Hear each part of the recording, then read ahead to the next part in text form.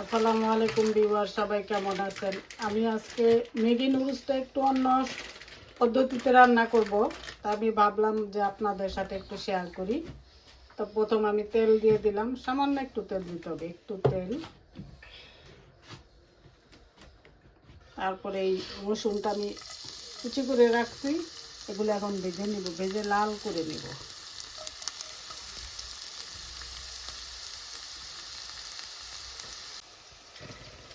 আমি এটাকে লাল করে ভেজে নিছি, যে দেখা যাচ্ছে যে একটু ব্রাউন কালার হয়ে গেছে। তো এটার সাথে আমি এখন সামান্য লাল চিনি ব্যবহার করব, এতটুকু, জাস্ট এতটুকু দিয়ে এইভাবে আমি এটার সাথে এটা নেড়ে চেড়ে আমি এখন এটার সাথে পানি অ্যাড করব।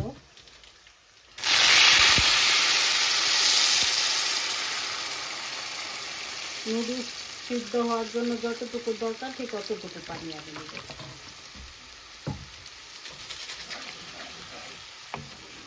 আমি এটা গরম পানি দিচ্ছি, তাহলে তাড়াতাড়ি বরফ চলে আসে। আর কোনো মশলা লাগবে না, জাস্ট এই এতটুকুই। আর তো ম্যাগি নুডলসের সাথে নুডলসের মশলা আছেই, ওই নুডলসটা দেওয়ার পরে ওটা বলক আসলে পরে আমি নুডলসের পানিটা বলক ছেড়ে আসছে, আমি এখানে ওর মধ্যে নুডলসগুলো দিয়ে দেবো। ম্যাগি নুডলস আপনারা দেখতেই পাচ্ছেন।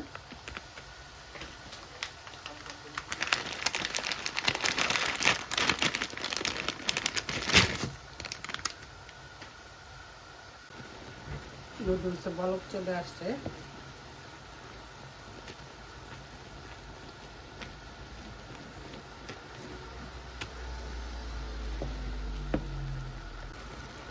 মশলাটা দিয়ে দিলাম।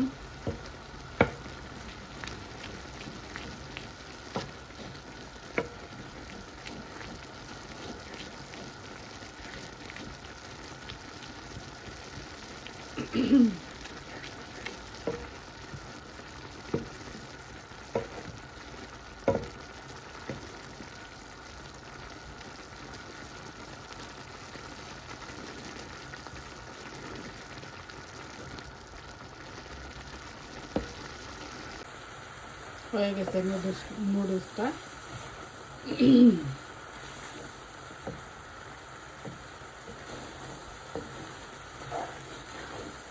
এটা একটু এরকমই একটা শুকনো শুকনো এরকম। ম্যাগি নুডলসটা তো স্যুপ করেও খাওয়া যায়, আমার কাছে মনে হয় এইটাই বেস্ট।